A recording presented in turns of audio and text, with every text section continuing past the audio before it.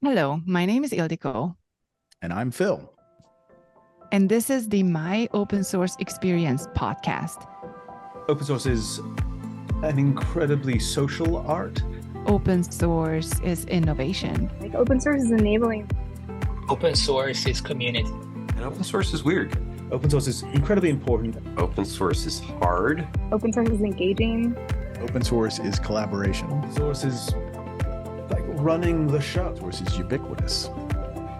Open source is, well, my life. And open source is not free. Before we dive in, let me give you some important reminders. People on the podcast participate as individuals. They do not represent any company or organization. All the thoughts and opinions are theirs.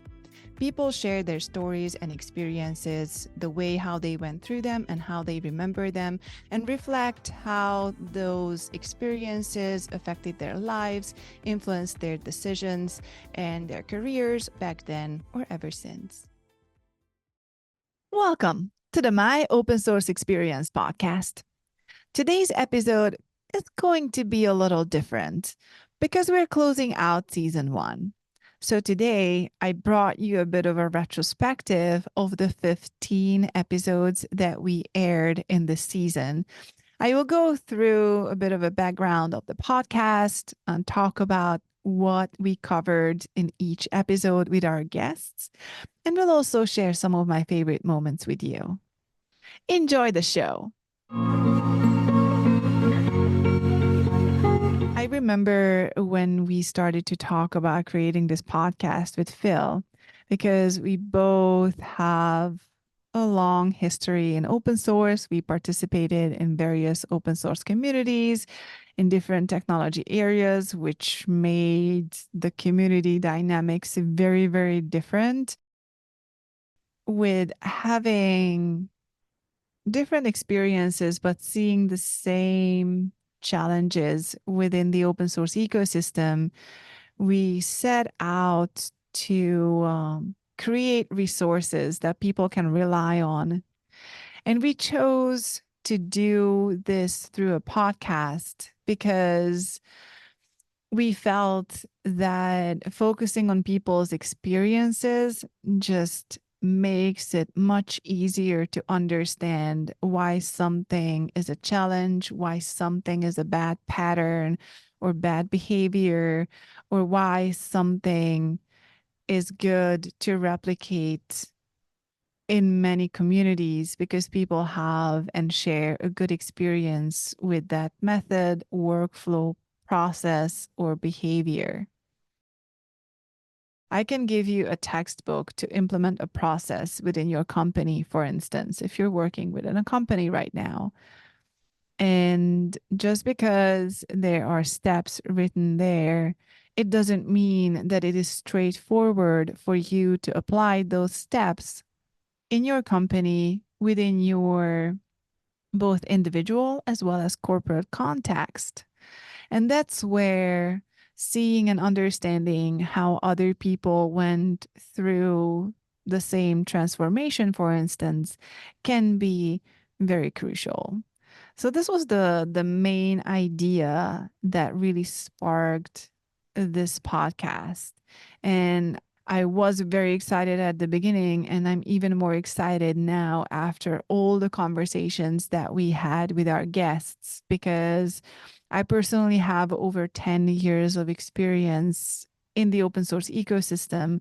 And as someone working for an open source foundation, I have a very different perspective and a viewpoint on how open source communities are structured, how they operate, what their challenges are, what the common mistakes are that either individuals make or companies make. Even with all this experience under my belt, I still learned a lot from the conversations that we had with people on this podcast. So let's look into the episodes a little bit to see what we covered in this season. The very first episode, I marked it as episode 0. It's a bit of a geek joke. And this was really the Meet Your Hosts episode, where we not just talked about the concept of the podcast, but we also talked a lot about our own open source journey and background. So both Phil and I shared our first open source experience. I learned that Phil is a big Linux guy. I also talked about how I got into open source through OpenStack, which is a large project that has been around for 13, 14 years now. And my journey with OpenStack started over 10 years ago. So it's very interesting to look back over all those years and see how the community and the ecosystem have evolved. So we talked about first experiences and also what we've been through since then, like what inspired us to stay, and also how the journey has been ever since. And we both have a strong viewpoint on corporate involvement and engagement in open source communities. And we also both have experiences in terms of working within large companies and helping them and encouraging them to invest in the open source projects that they are using. We also talk about the quality of the software, the fact that you have to negotiate when you have a new feature idea, which is very annoying sometimes. But at the same time, it is also great because it forces you to think about your idea from points of view and perspectives that you just didn't have before. And this is very interesting to witness those conversations and negotiations happening within a community. During this very first episode, we also talked about the concept of the four opens. For those of you who do not know, the four opens are open design, open development, open community, and open source. And I really like to look at them as the four pillars to open collaboration. So this is how we teed up season 1. In the second episode, which was the very first episode with a guest, we had Rob Hirschfeld with us, and I really loved that conversation. I've known Rob for years and years from the OpenStack community, and most of the time we talk about technology or tooling or use cases, requirements, and we always have great conversations, but we didn't really get to touch on the community aspects that much over the years. So this conversation was very interesting for me. Like thinking about, what it takes to create a new project. He was there during the early days of the OpenStack community. He saw how that community was created. He was also a founder of a related other open source project, so he has the creator experience himself as well. It was a great conversation to dive into how decisions matter, what you need to think about if you're trying to create a community that can be successful in reaching the goals and desires that they set for themselves and be sustainable and long living at the same time.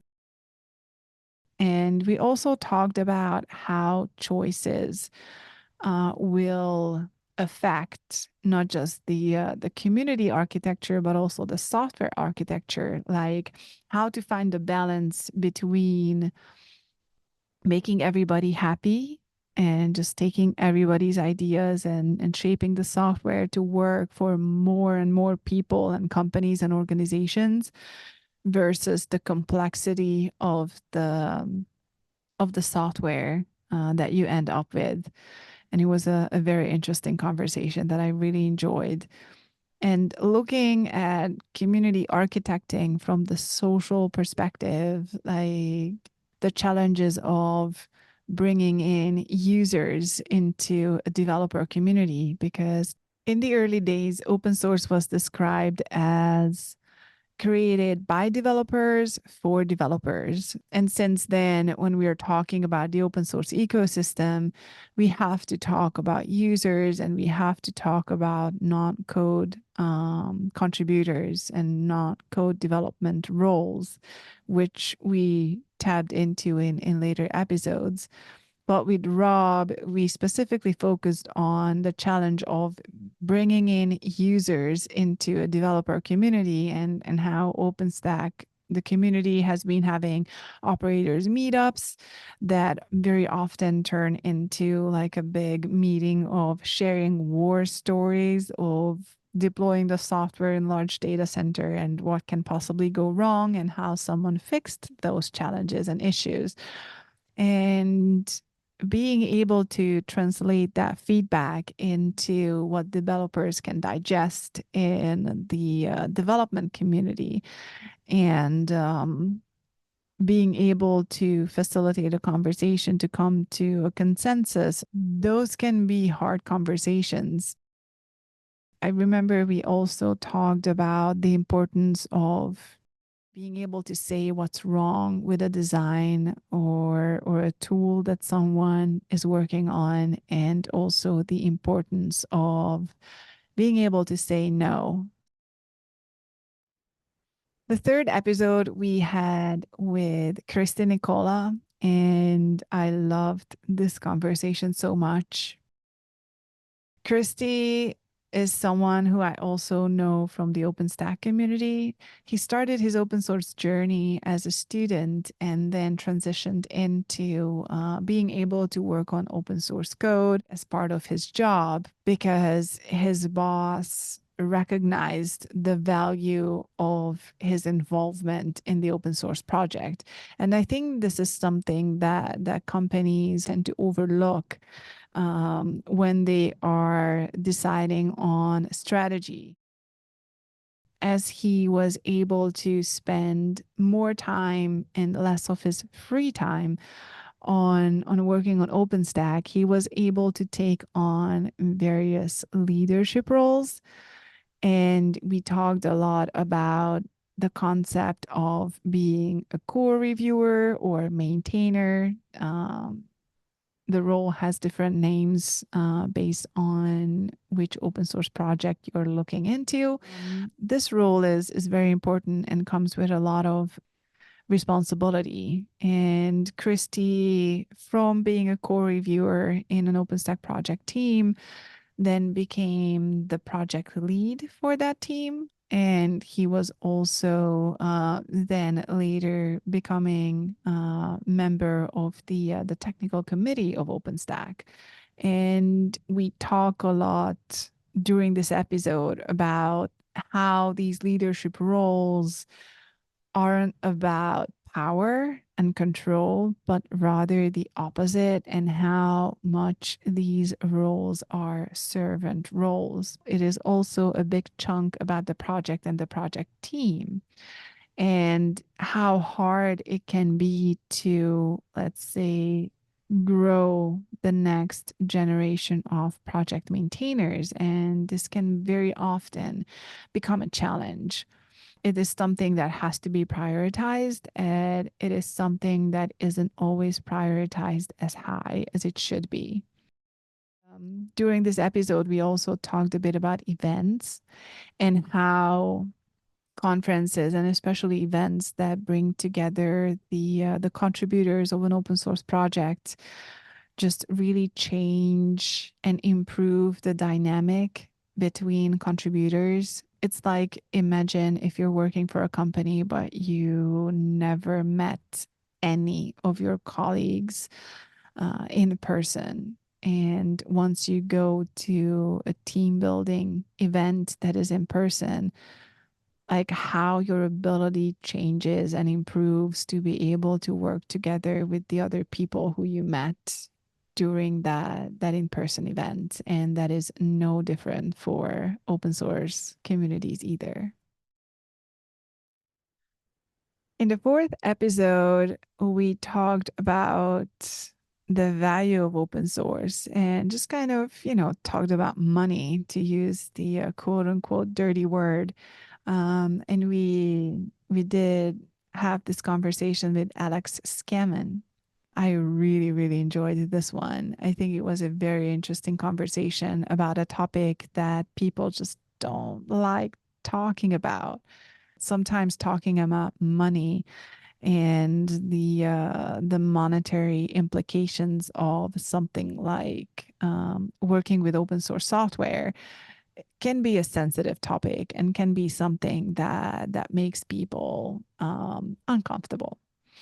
So we decided to deep dive into that topic on this episode a little bit, because one of the common mistakes and challenges that Phil and I see in the ecosystem is still treating open source as free software. What was very interesting about this episode, that we also dived a little bit into the concept of open source program offices, as well as, the people often call them supporting roles, like, the developer advocates, the community managers, the marketing people, the people who aren't working on code, but they are working on what really makes the code well known and usable, and at one point popular, and also what helps a company to be involved in the open source community. And we talk about, how you could structure your team, so we aren't just, again, talking about software developers, but all the different positions and roles that are needed to be able to set your strategy with the open source projects, and then being able to execute that strategy, including investing in open source software and open source communities. And we also talk about, calculating risk, calculating maintenance cost, calculating your investment and your return on investment, because you can calculate all these things. And this is really crucial if you are using or relying on open source software. Then you have to take these next steps to see really the full picture when it comes to open source. The fifth episode was one of the mid-season mix episodes. On this one, we talked about how and why to be on the board, meaning the board of directors of an open source foundation, or as Rob Hirschfeld said, really of anything with a board. And it was a very interesting point of view from someone who served on different boards of different organizations, like learning what influence and power and responsibility a board of directors group has when it comes to open source foundations. And they don't necessarily have the level of control and power over open source communities as you would think. We also looked into this concept of personal goodwill and social capital when we had the recording with Alex. And this fifth episode of the podcast contains a segment on that conversation, and just really thinking about how you can build trust, how you can build up your persona within an open source community, and what that gets you in return. I already mentioned the concept of deviating from upstream, or as we often say, don't fork. or at least if you're forking and you're making modifications, also make sure that it is included upstream, so it is maintained together with the ecosystem and community, as opposed to you having to maintain it all by yourself. So that is, I think, a very important snippet to check out if you're someone who's in a corporate organization using open source software and still contemplating whether or not you should invest in upstream involvement. And the last bigger topic that we had on this mid-season mix episode was conferences. And I always love talking about events, both in terms of why having events is super important, and at the same time, what is a good strategy to attend an event. To mention a brief example, if you only watched talks and you never talked to a person who you've never met before, if you didn't make new contacts, then you really have to rethink your event strategy when you're next attending either an open source conference or any conference within your field.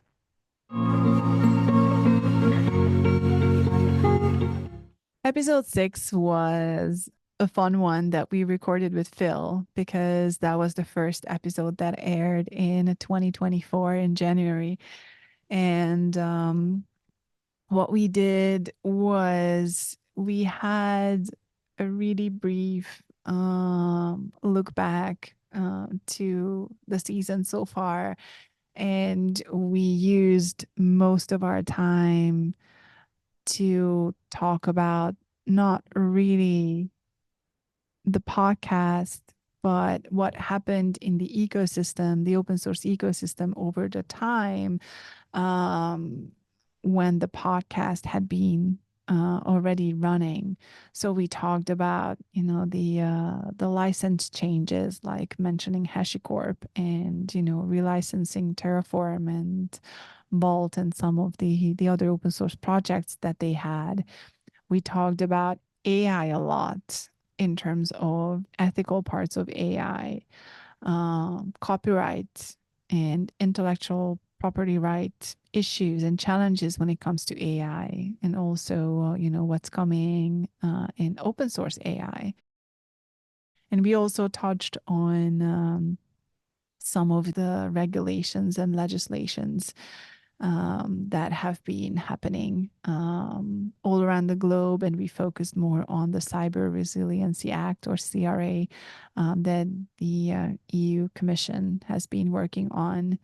And it is still under development. And we've been touching on how it is evolving in episodes throughout the season.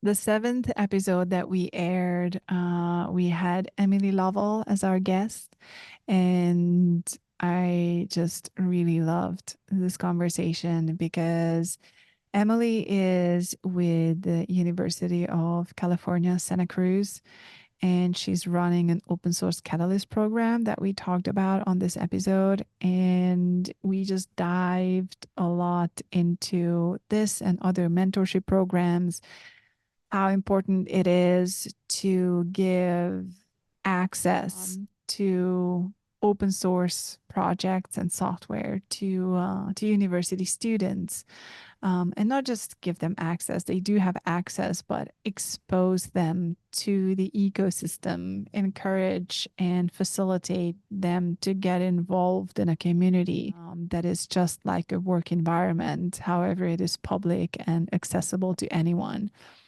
And how getting involved in open source gives really invaluable experience to students, and how mentorship programs like their Catalyst program can help.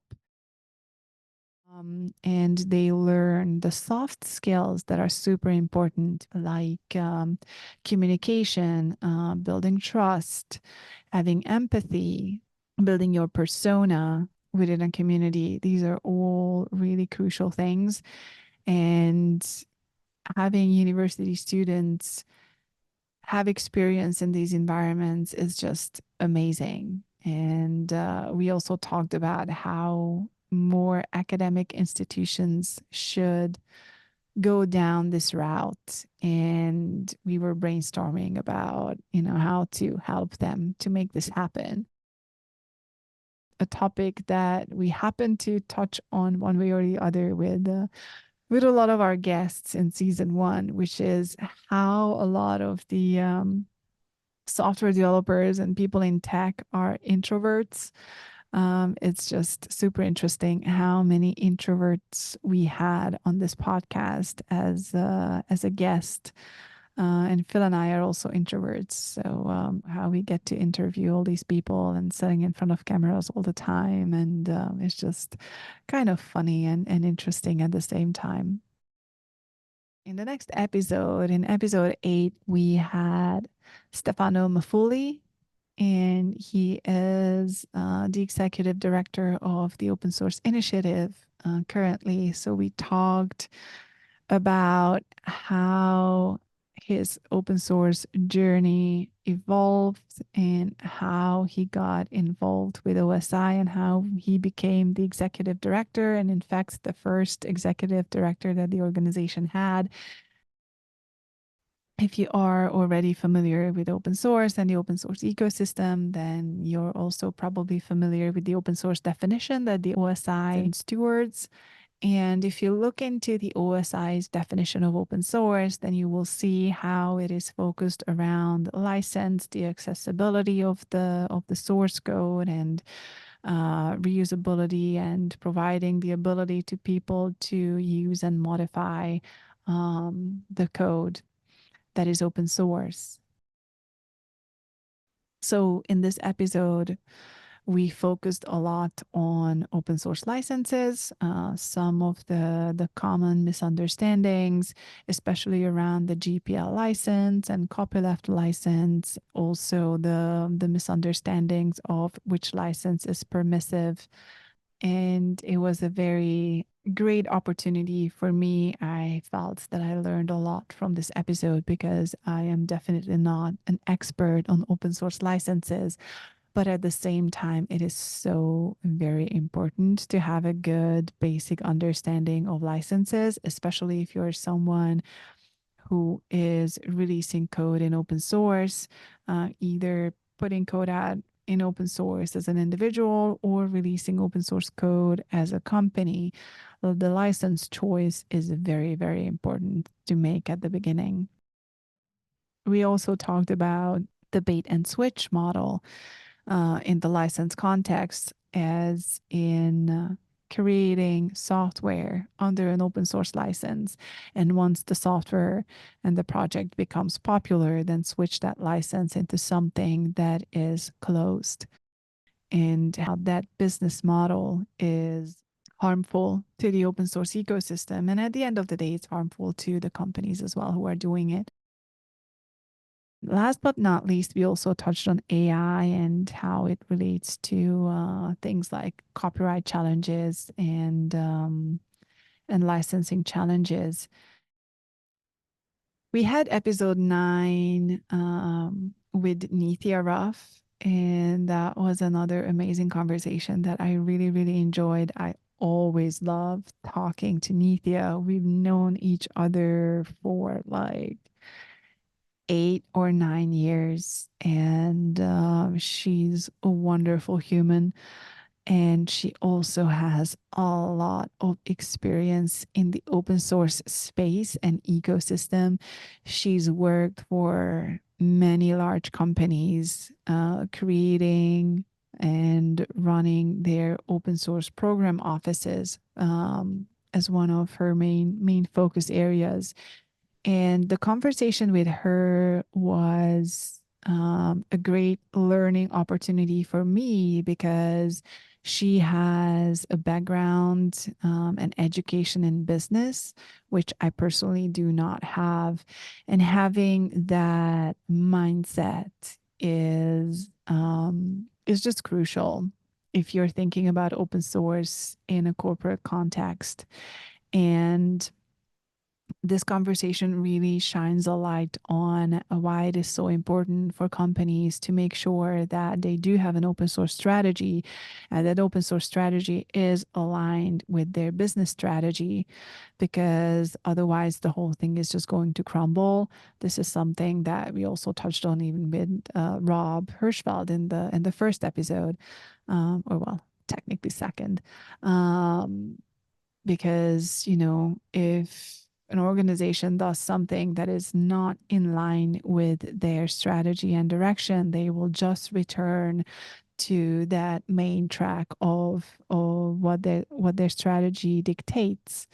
And then whatever they were doing to incorporate open source on the side, that will just fall apart. And that is usually a very costly thing to happen. And also talking about how to enable open source investment within a company, not just in financial terms, but also like how to structure your teams, making sure that the company has open source knowledge and awareness in every department, including HR, like how you hire someone for an open source or an open source facing role, how to ensure that your employees who are involved upstream and work with open source communities have a career path and growth trajectory the same way as people who are only working on product and internally within the company. Here again, we touched on things like the value of open source, the risk of not investing in being involved upstream, the importance of having roles that are non-code development roles, because open source isn't just about code, and how community building, both internally within the company as well as in the open source community, is just crucial for the success of both the community as well as the company who's working with that open source project. The 10th episode we had with Jim Hall, and that conversation was just so encouraging because Jim created the Free DOS project. The Free DOS project is celebrating their anniversary, their 30-year anniversary in 2024. And I was super excited to be able to talk to Jim and really deep dive into like how it was when he created the FreeDOS project and what it took to sustain that community for over 30 years, and it's still going and running. And we talked a lot about the importance of communication and communication channels, and both finding the people where they are, but at the same time, not to go after the latest and greatest new communication platforms and chat tools, because that will fragment your community at the end of the day. How he had challenges at one point with more private conversations happening and people are deviating from the project's main mailing list, and how he put effort into guiding people back, how they switched to having online gatherings, especially when the pandemic hit, to be able to keep the community vibrant and keep the people engaged. We also talked about how to adapt release cycles to, on one hand, how the code is being developed, and on the other hand, how the project is being used. So not being afraid of making changes when that serves the ecosystem the best.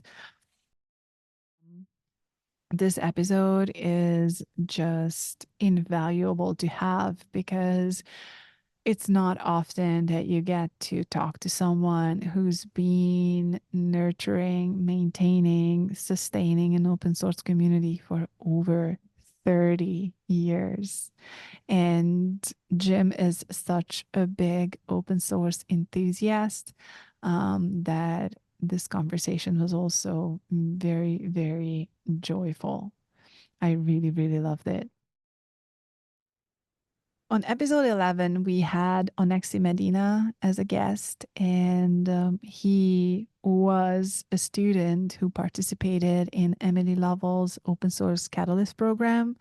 So within this first season, we were able to have conversation with someone who created the program and participated in the program as a mentor, as well as someone who was able to participate in the program as a student.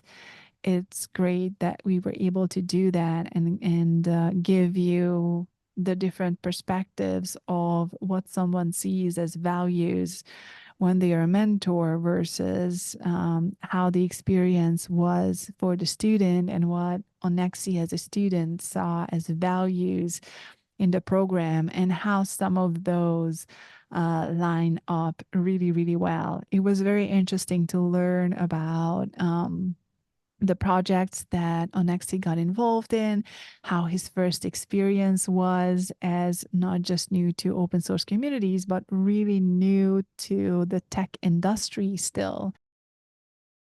He shared a lot about what it was like to go through the program and how important soft skills like communication, empathy are, and how the mentorship program helped him be able to communicate efficiently within open source communities and really just getting through that first barrier of, oh my God, I have to go to a public environment, a public chat, a public mailing list and ask a question or share my opinion or share my idea.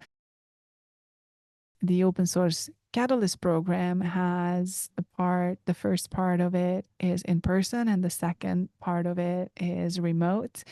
He also compares that experience, how it was for him being able to be with people in person and then go home and work remotely. We also talked a little bit about corporate politics that he will have to learn. And Phil and I shared our experiences with him in terms of the negotiations that he was doing in the open source community that he will have to do in a corporate environment as well. It might feel a little bit different, but the concept is very, very similar. Episode 12 was another mid-season mix, which is very near and dear to my heart because we had both Emily and Nithya talk about diversity and inclusion related topics. With Emily, we have a segment where both Emily and we talk about how it's been to be women in the tech industry, our challenges, our drive, our motivation, what helped us through tougher moments and how the experience has been and how it's evolving. And with Nithya, we dive into diversity and inclusion and diversity ratios and statistics, both in open source as well as corporate environments. And I think these conversations are very eye-opening in terms of while we are making good progress in the tech industry as well as in open source to be more welcoming and inclusive to anyone and everyone who would like to participate and choose this as a career path or choose open source communities as their passion and something that they want to do, either as an individual or on behalf of a company. And on this mix episode, we had some more segments about events. Like with Nithya, we talk about why open source events are crucial to have, and also why it's important to either take your managers, or if you are a manager, then that you go and attend the conference that your team members are attending as well. because that will help you understand the ecosystem better, the priorities, the processes, the workflows better, and just make connection with like-minded people and understand the value of this whole ecosystem. And we also talk about a bit more about open source tools and the importance of having access to open source while someone is a student in higher education in colleges and universities, and why it is crucial, and why we should grow that ecosystem more and bigger. The 13th episode, we had Aeva Black as a guest. I always love talking to Aeva. They are very knowledgeable. We've known each other from OpenStack for, I don't know, 8, 9 years now. And I always looked up to them. And on this episode, we focused on security in open source, and I learned a lot from Aeva in terms of challenges as well as actions that open source communities and people in communities as well as corporate organizations can take. Aeva is currently working for CISA, the Cybersecurity and Infrastructure Security Agency in the US. So Aeva shares a bit of an overview of what their role in CISA is. And in this episode, because it aired shortly after the XZ Urils incident, we talk about the aftermath of how such a vulnerability could be introduced in XZ and how it could have but did not make its way into major Linux distributions. So the power of the open source community in the sense of just because anyone who was interested in testing that little open source component, they were able to. So there was a person who was running benchmarking tests, including XZ, and saw that there was performance degradation, and they wanted to understand why. And that's how they discovered that backdoor. So it was great to be able to talk about this kind of a challenge in the software supply chain and supply chain security, especially. And we also talked about some of the tools and methods that people and communities can use, like SBOMs, software bill of materials, and how SBOMs are great, but not enough. In episode 14, we were talking to Uriel Ofir, and he is someone who had a bit of a challenge to get involved in open source. When he decided to get involved and started to look on the World Wide Web, trying to find a project to get involved in, he had to realize that just because the code is open source, it doesn't mean that there is a community and lively ecosystem around it, and it doesn't mean that it is open to accept contributions. And he's also in a region where English is not a first language, so language barriers were something that was also in his way of getting involved in a larger global community where English is the first language to speak. So he decided to create a regional community called Makaf. And the goal of that community is to grow open source involvement and projects in the region by connecting maintainers, project maintainers, and projects with newcomers. And what's great about this concept and this community is that it also teaches the open source concept to both individuals as well as companies in the region, and shares the open source values and shares knowledge throughout that regional ecosystem. So I really enjoyed this conversation with Uriel because he has a great understanding of the dynamics of open source communities, the challenges that both maintainers as well as new contributors face.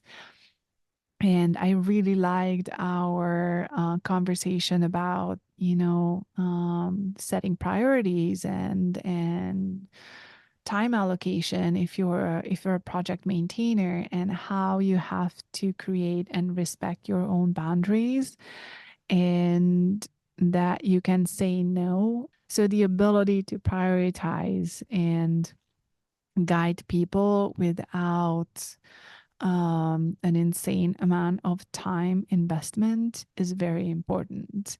It may not sound nice, but at the same time, as a project maintainer, you really have to balance your time in terms of where you spend your time to avoid things like burning out, which is one of the big challenges in the ecosystem currently.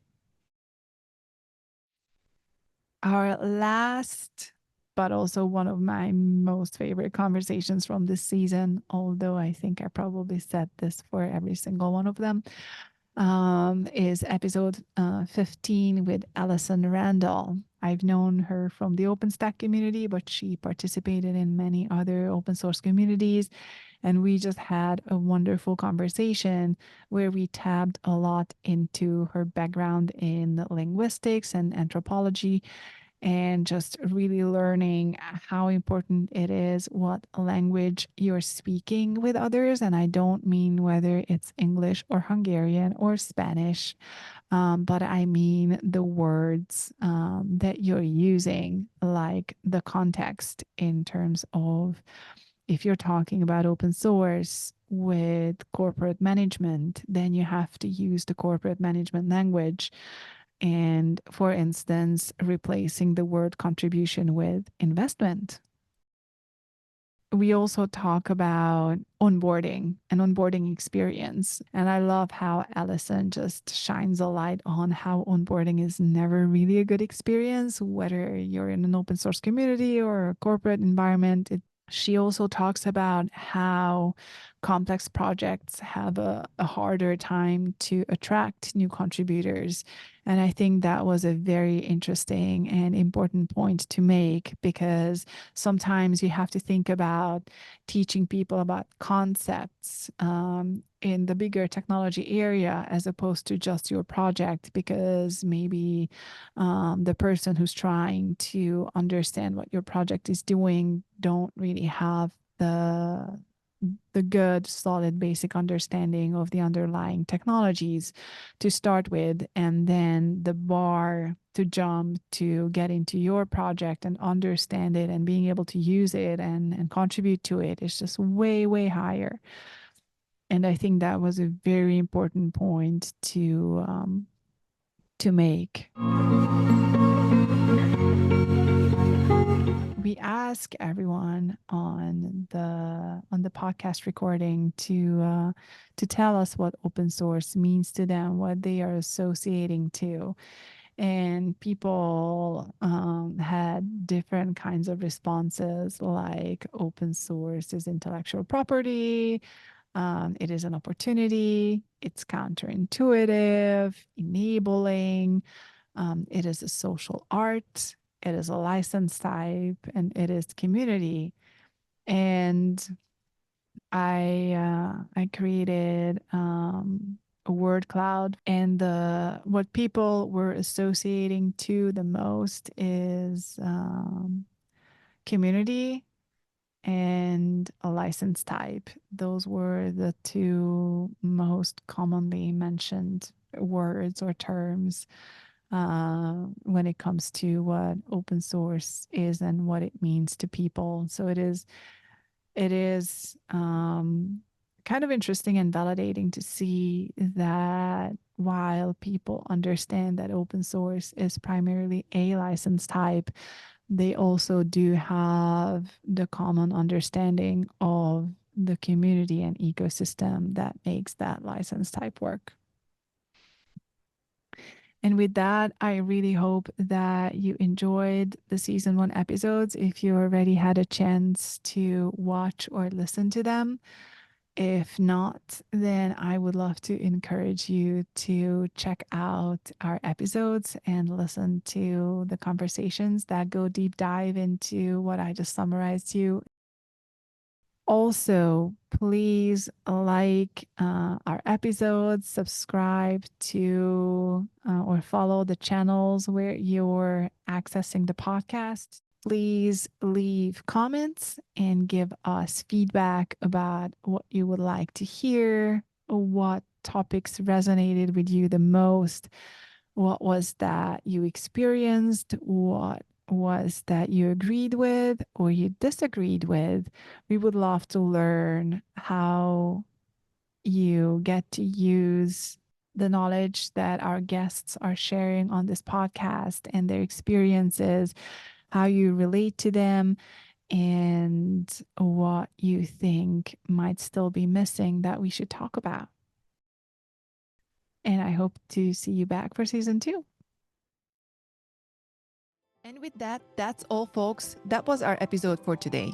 We want to hear from you. Please leave your thoughts and feedback in the comments section of the platform where you're following the podcast.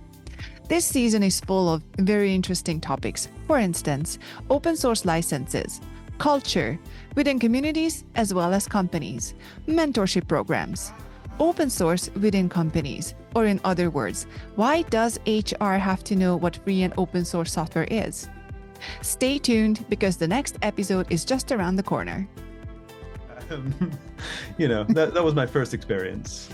Oh, I loved it. Y'all had me telling stories that I haven't even thought about. And Thank you so much for having me here. It was a pleasure. Like, I will have coffee with the two of you any day for the rest of my life. Like,